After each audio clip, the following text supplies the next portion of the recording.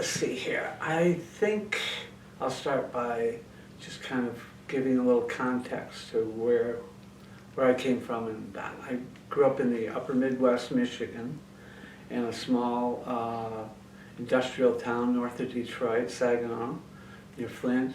Detroit, Flint, Saginaw are all in near proximity to each other. And my family all worked for GM. I was born in 1950, and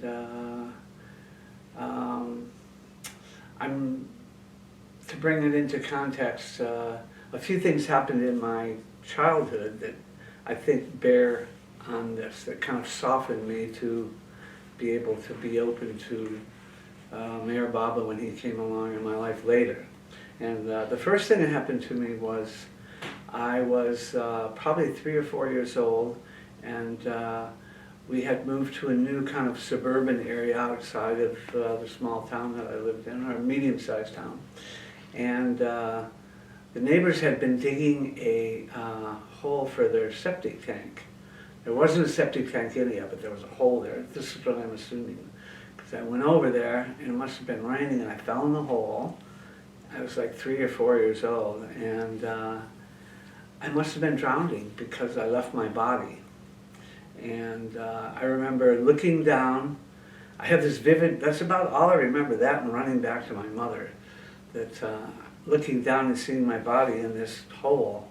And then next thing I know, I'm crawling up out of it and running to my mother. And I remember my mother being upset that I was all muddy or something. And I actually wrote this up as a essay for a creative writing class in college. That's how it stuck with me. It was like, it was a moment. So there was that. I always kind of remembered like looking down at my body going, And the next thing that really stands out to me is I was about 13 years old, and things had been rough for the last. My parents got a divorce. My mother was institutionalized. I was living with babysitters who were watching me. So my home life was very. It was a little rough. You know, it was kind of dry. There wasn't a lot of emotional. There wasn't, a lot of emotional connection there. Anyways, I stayed up one night and I was watching television. I was 13, 12 or 13, and this show came on, the Joe Pine Show. I don't know if you remember that. He was like the forerunner to all these talk show people. He really he grilled people about, he'd get all these wacky people on and stuff. Actually, Robert Dreyfuss and Rick Chapman went on that show when they came back from India, Joe Pine Show. And Rick told me that it was the only time that he'd actually been nice to some people. They were surprised because they expected him to get drilled. Anyways, I was watching the show. I was like 12 or 13, and Joe Pine had this young couple on from California. I was raised Catholic, went to Mass. I didn't go to Catholic school, but I went to catechism every Saturday, Mass every Sunday. So I had that kind of, that was my, Catholicism was my structural religious background. So I'm watching the show, and these people are like weirdo hippie, or not hippie, it's pre-hippie here, this is 61 or 2, and they're kind of like beatnik-like, maybe, I don't know. I was too young to really figure it out, but they started talking about reincarnation and karma and those kind of things, and how they lived together in a group situation with some other people, and they all had this belief system about reincarnation. I'd never heard of reincarnation and karma. And I remember going to bed that night and actually crying that this was something big in my life, I said, I'm going to California. I'm gonna look these people up. I'm gonna write Joe Pine and ask them where these people live, and I'm gonna go and be at their doorstep asking them, what is it with this, the Catholic religion? You don't hear about reincarnation and karma. And I grew up in this small industrial, mid-sized town that there was no theosophical society, or there were no Buddhists or anything like that. There were GM workers, and you were either Protestant or Catholic. So that was a big thing. Uh, and then the next thing I remember, before I was actually heard Bob's name, was I I went to San Francisco, and during the hippie days. In 1968, I was there, and I was staying with some friends we had a room, and there were 3 of us sleeping on mattresses on the floor, and I had another out-of-the-body experience, and was the only that I kind of forgot about the first one. When I had the second one, I kind of remembered the first one. So I was just, I was sleeping, and all of a sudden I was looking down at me and my friends on the floor, and I went, what the hell? And then I snapped back in my body. But that kind of set me on a little, I was, how old was I then? 18. And for the next year or so, I was, as we all did back then, I read, Herman Hesse stuff, Siddhartha, and, Tibetan Book of the Day. Anything I could get my hands on, I was looking at, and then in '69, I hitchhiked out to, well, I better add this first. A very good friend of mine, his name was Sonny Theodore. He and I got busted for marijuana. We were driving along, got pulled over by the state police, and they pulled out a minuscule amount of marijuana. And we went to jail for 10 days and got bailed out. And next thing I know, I'm hitchhiking to California, even though I've got this pending thing with the marijuana. And I'd also 6 months or so earlier, I had gotten arrested also on a drug charge. But I still was hitchhiking to California. So I went up to, I had been going back and forth to San Francisco for a year and a half, 2 years at this point, so I was headed towards San Francisco. And I made a detour to LA to see a girl that I was interested in. She was living in LA, a girl from Michigan, living in LA, and I guess I'll just tell the truth here. Some people gave me a bunch of money, and they said, go out to California and buy some kilos of grass for us and bring it back. And I said, yeah, I can do that. I know people in San Francisco, I can get kilos. So I had this big wad of money with me, and I went to see this girl that I was interested in, and a friend of hers conned me out of the money. He said, oh yeah, I can get it for you here in LA, and next thing I know, he takes the money and he's gone. So there I am, I owe my friends a bunch of money, and I'm in LA, penniless, and so this is the spring of 1970. So I decide to go to Alaska and work. It's the first year that they were supposed to do the pipeline in Alaska. It actually took them they didn't start until '73 because of all the ecological concerns about it, but everybody thought it was going to start in the spring of '70, and I thought there'd be jobs up there, I could make some money, I could pay my friends back, blah, blah, blah. So, so I started hitchhiking up the coast, went through Big Sur, and I remember that some woman picked me up hitchhiking in Big Sur, and she was going to a yoga retreat, and I was really interested in the yoga thing, like, oh, who, what, it's like, it's the '60s, and you're open to what's coming down the pike, But at this point, I'm pretty open to things Eastern, and oh man, I forgot a huge part of this. I got to skip back to before Sonny and I got arrested.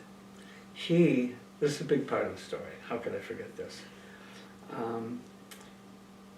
We were vagabonds back then. You probably remember that. So he hitchhiked out to LA to be with these friends that I went to see, and he, on a whim, said they were driving down one of the freeways, and he said, "Take me to the airport. I'm going to Hawaii."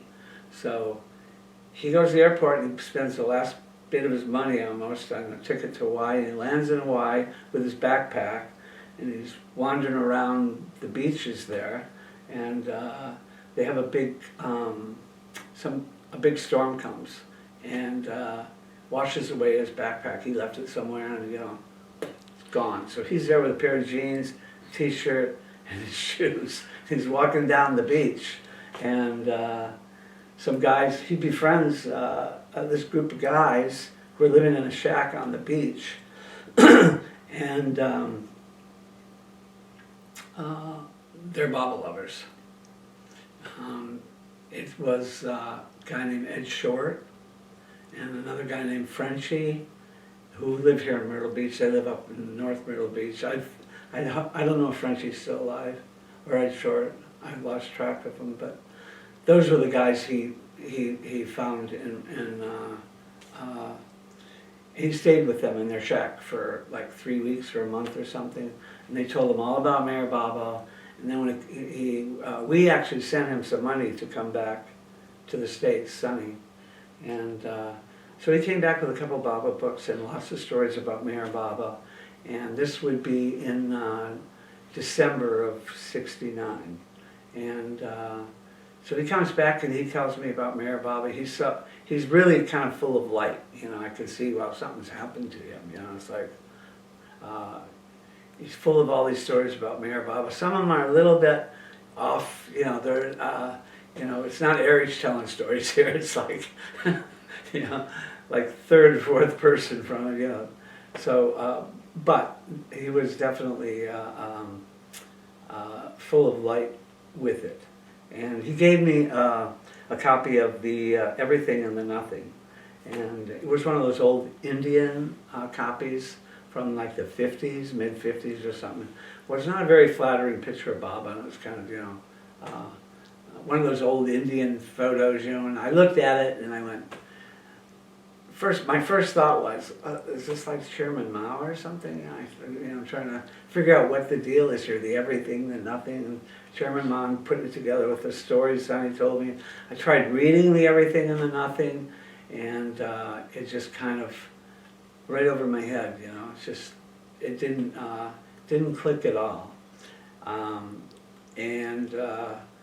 So that was my introduction to Meher Baba. That was like November '69, and then Sonny and I got busted, and then I took off for California, and I'm in LA hitchhiking up the coast and meeting all kinds of people that are into spiritual things and into California in 1969 was all kinds of ideas and other stuff floating around, and then I get to San Francisco.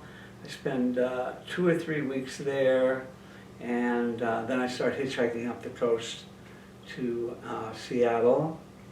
And I get to Seattle, and I see in the meantime, Sonny and I are talking on the phone, and he was supposed to meet me in San Francisco, which he didn't.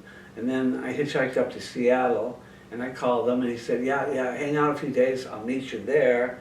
And in the meantime, I saw they used to have, do you remember they used to have switchboards in major cities like, Ann Arbor, Berkeley, Madison have a switchboard, and you'd go there and they'd find you a place to stay, or you'd be a ride board there. So I went to the switchboard in Seattle, and there was a picture of Baba. You and I are not we, but one. And I went, man, Meher Baba. He's like coming back around, It's like, yeah. And Sonny is kind of, it's been 6-8 months since he was in Hawaii, and he's still, there's still remembrance of Meher Baba, but it's faded a little bit, and he's kind of fallen back into his old patterns, which he belonged to a motorcycle gang, like the Hells Angels type of motorcycle gang. It's called the Chicago Outlaws. He quit that and went, and this was a year or two before all this took place, that he said, enough of that, And but from what I heard here from friends, he was starting to slip back in that. Anyways, I'm in Seattle, and he doesn't come, so I says, well, I got to get up to Alaska and find a job. It's like April, and so hitchhiked up the Elkham Highway, which is the Alaskan Canadian Highway, and I get to Anchorage. This whole journey took me about 3 or 4 weeks to go from LA all the way up to Anchorage. And then I talked to Sonny when I get there. He says, "Yeah, I still plan on coming, man. Just hang on. You know, I'm getting stuff together here. I'm working on some stuff here." And so in the meantime, I go to, believe it or not, a Jefferson Airplane concert in Anchorage, 1969 or 70, spring of 70. And there's a small group of people handing out Baba cards at the entrance, you know. And it turns out they're from Detroit, which is, you know, like very close to my home. And I never did see them again. You know, they were there, and I had this connection. I sat and talked to them for like half hour, you know, because I knew about Meher Baba. And I go, "Wow, Meher Baba!" And I took the card and with me, and I kept it by my sleeping bag where I was sleeping. Wake up in the morning, and there would be Baba, you know. There was also a switchboard in Anchorage that I was hanging around, you know, that would disseminate information to all the hippie, transient people that are coming through Anchorage at the time. There was a lot of people coming up to work on the pipeline, and a lot of people go up there to work in the summers in the fisheries and stuff. So there's they kind of handled the flow of people, you know, trying to be helpful with them. Anyways, I'd hang around there, and this guy showed up, and his name was Jim Roble, who lives here in Myrtle Beach, works at Shariar Press. He came around, and I started talking to him about Meher Baba, and he was much more on top of it. With he seemed like totally solid with Baba, you know, and he gave me something to read. I think Life is a Jest or something. It was a little pamphlet from India, a little pink pamphlet. I remember, Life is a Jest, Life is, you know, something. Anyways, all this is taking place in the span of a few weeks after I got to Anchorage. And so then I get a call from my sister, and she says, "Sonny's dead. He got murdered. They found him in the river." He was like, murdered. And so that was pretty devastating. He had been my best friend for some years, and I was really getting excited because I was really feeling a connection to Meher Baba, and he's the one who told me about Meher Baba. And I thought, wow, you know, he comes out here, he's going to really dig this. That there's Baba people around, we have another connection here to Baba, you know, because I felt like he was drifting away back in Michigan, you know, with old, you know, with the old crowd, you know, that we hung with, and so yeah, so he was murdered, and so on the day of his funeral, when I left San Francisco, I said, "I'm not doing any more drugs. You know, I'm not smoking any more. The drugs I did, I smoked grass and I did psychedelics. You know, I took LSD and mescaline and peyote once, but I, you know, smoked a lot of grass and all that. And I just said, I didn't even know Baba said, no drugs. You know, this is, and I just decided on my own. I said, that's it, man. I'm not going to do. I'm not smoking anymore. I'm not doing any more drugs. I'm just going to go to Alaska, clear my head out, and see what happens. You know, if I'm off everything, you know, no cigarettes, no alcohol, no drugs. See what happens. You know, it's like be a first, right? So when Sonny passed, I found out he had died, that really cemented the deal with, okay, that's it. I'm through with that life, you know. Because we had, along with using smoking and end up selling, and you get entangled in this whole, you know. I mean, I went to California to buy, 10 kilos of grass, which was a lot back then. So I was entangled in that life a bit. You know, that was my lifestyle was I had a lot of hope for the hippie dream, you know, like a lot of people did, you know, and but at that point when Sonny died, I just said, that's it. That's it. I'm giving up all that stuff, and I'm really going to investigate Meher Baba. You know, that's what I want to do. I want to see, you know, who this guy is and where it takes me. You know, so yeah. So I had a little. I was silent the day of Sonny's funeral, and I read the discourses on death and dying, and I had my own little ceremony for him. They had his funeral back in Michigan, but I was in Anchorage, Alaska, and so I had my own thing with him. And so my court dates kept coming up, and my attorney kept trying to push them off and you know, delay them. And he got one that wasn't delayed, and so I had another warrant out for my arrest. So I had two. I thought I had 2 warrants out for my arrest, and the one for when Sonny and I got busted, and the one for when I got busted 8 months before that. So I said, okay, I'm going back. You know, I'm going to come clean and take care of all this. This was part of my coming to Baba. I'm going to straighten all this legal stuff out. If I have to go to prison or whatever, I'm going to have to spend a year or 2 in prison, and I'll do that, you know. I'll read Baba books, you know. So I hitchhiked back to Michigan from Alaska via San Francisco. Went down to San Francisco and then hitchhiked across from there. It took a couple, 3 weeks, and got back to Michigan, and turned myself in, spent a few days in jail until my father decided to bail me out again. And I got out, and I was really at loose ends because all my friends were, now the heavy drugs were setting in. You know, people were doing speed and heroin. A lot of people who I'd smoked grass with and done trips with are now doing heroin. And I just go, I can't be around these people, man. I just can't. I don't think I can stay inside either, you know, like, so I used to frequent this bookstore, and there was this older man who owned and ran the bookstore. And I thought, I'm gonna get on the bookstore. He was like, well, I was 18. He was probably in his late 30s, maybe early 40s.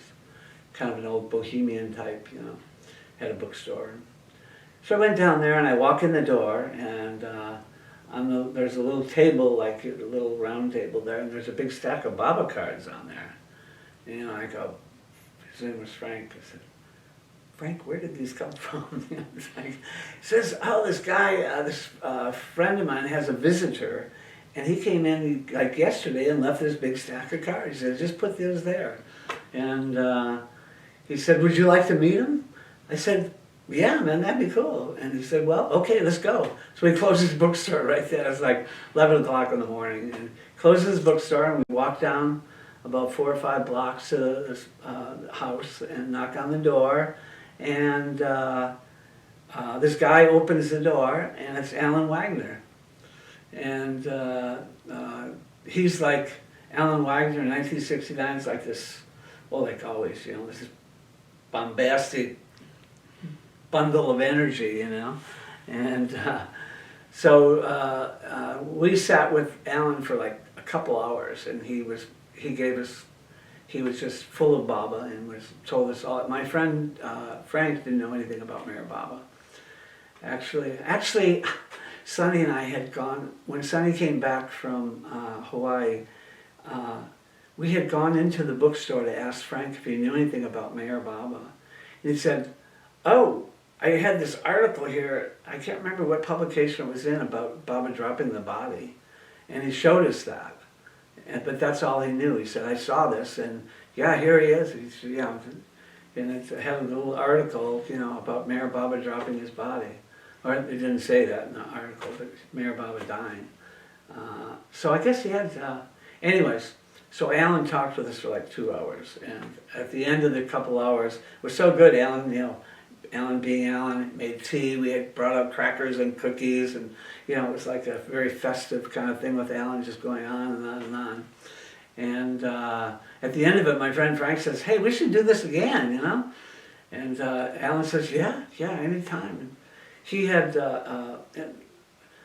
his friend and Frank's friend, the mutual friend, was a woman who Alan knew very well and was very close to her. She was an older woman who kind of was, I think, almost like a surrogate stepmother or something like that. Anyways, he was staying at her house there for a couple weeks. And so about 3 days later, we'd do it again, and Frank called about a dozen of his friends, and like 12, 14 people show up, and we'd go on for another couple, 3 hours. Alan is the guest speaker basically, and host with the most, like puts out a big spread and tea, and everybody is really thrilled to hear about what he has to say about Mayor Baba. And so at the end of that meeting, people go, "Oh, we should do this again, we should do this again." So Alan says, "Well, I'm going to be here another week, let's schedule something next week." So the next week about 40 people show up, and the same thing, a couple hours, big spread for everybody, and so then Alan left town. And so there was like a buzz in the bookstore. I actually started working in the bookstore, and Frank ordered a bunch of Mayor Baba, God Speaks, and the discourses, and the Everything and the Nothing, and there's a real buzz about Mayor Baba for a few months, and in the meantime, I had to go to court, which I did, and well, first I found out that the charge that Sonny and I had got charged with for the little bit of marijuana, it was very small, because Sonny had ate a whole bag of marijuana and he coughed up a little bit, and the cop found a little bit on the floor of the car, so it was like 0.01% of 1 microgram or something. Anyways, that charge was dropped, and the background of that is that it seems that Sonny had been cooperating with the authorities in giving information about this old biker gang that he had been part of. They were notorious people. They scared the hell out of me, I'll tell you. And that's where I think he died. That's how he died. He actually went to my mother 2 days before they found him and said, "Don't worry, Mrs. Buggia, I've taken care of everything. Tell Bobby that everything's cool, with the thing." So it seems that that's what happened. No one really knows, but we had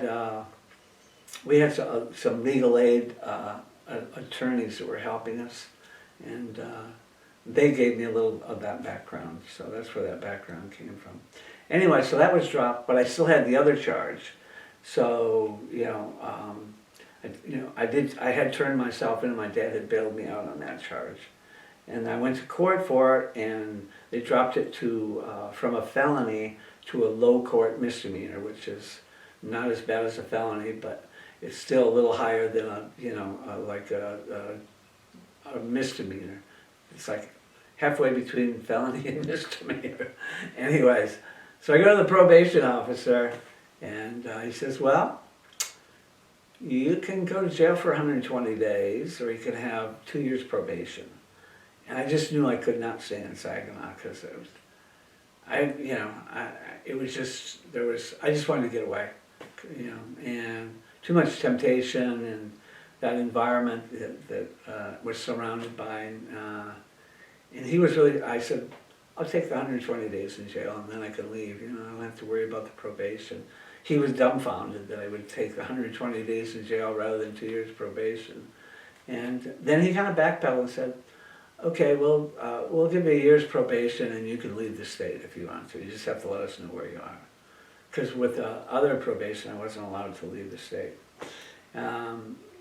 So I shortly thereafter hitchhiked to, I heard about this commune in Minnesota, and northern Minnesota, this little town just north of Minneapolis, about 100 miles northwest of Minneapolis. And there was a bunch of University of Minnesota dropouts and graduates living out there in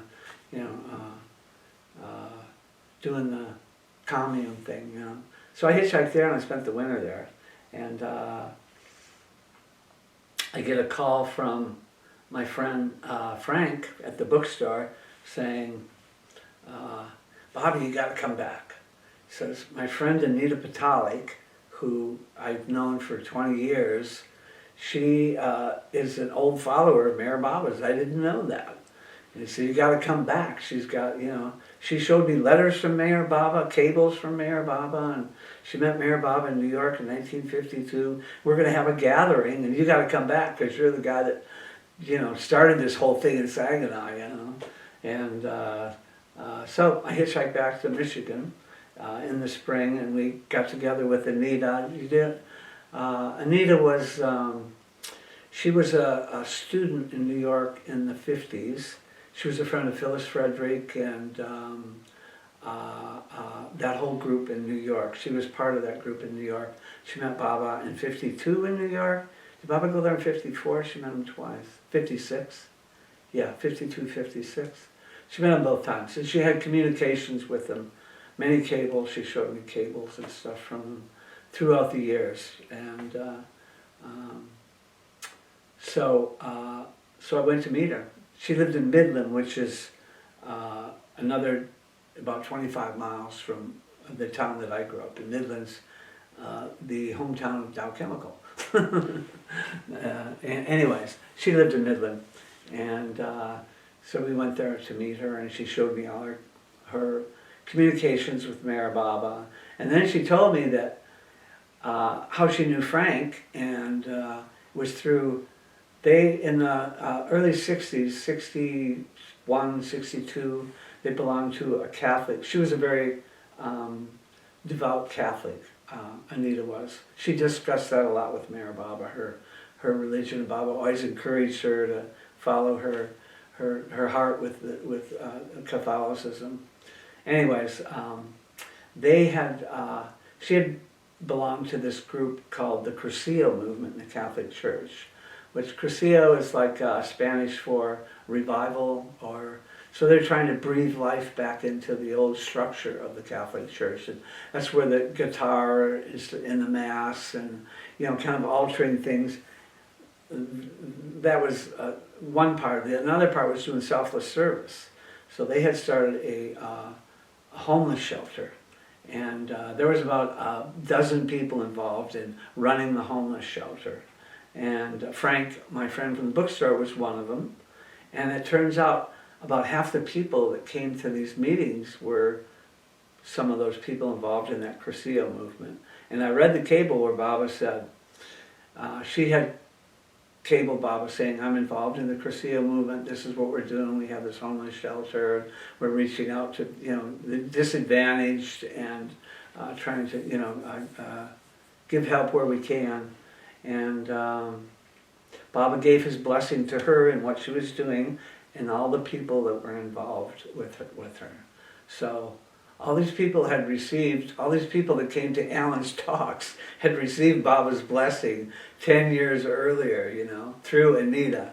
And I thought that was kind of a weird coincidence, So that's pretty much the story, After that, I had been very solid in my heart with Baba from the time that Sonny died, and I've tried to stay true to my vow that I'd never smoke grass again or done any drugs, and I've done my best to explore Mayor Baba and his world and his disciples and the Mandali, and I've been to India 8 times, and I started coming to the center in 1971 was the first time I came to the center. And so that's kind of the story. Yeah. My first time to India was 73. I had to hitchhike there. I went overland, took Icelandic air to, that was the hippie thing, take Icelandic air from New York to Luxembourg. And then I hitchhiked through Europe, went overland through Europe, across Turkey, Iran, Afghanistan, Pakistan, into India. Got to India, I got to Delhi, hopped on a train, It was an old steam engine. This is 1973. They still had a lot of steam engines in the Indian Railroad. Went all the way from Delhi to Bombay on the steam engine, and I must have got a cinder or something in my eye, and I spent like a day transiting from Bombay to Nagar. I stopped in Pune for the night, did I? Anyways, I got to Nagar.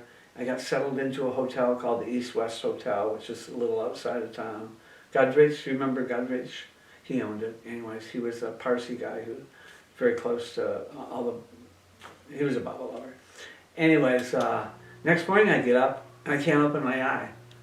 And I had trouble with this eye before when I was young. I had gotten hit by a snowball and it tore it ripped my cornea a little bit and I got ulceration. So this same thing happened. It's a herpes virus. So when the cinder was in my eye, I got this herpes virus back.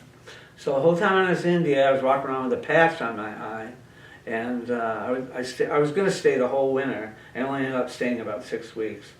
And Monty started calling me Moshe, for Moshe Dayan, the Israeli general because actually when I was going overland, the Israeli war was on.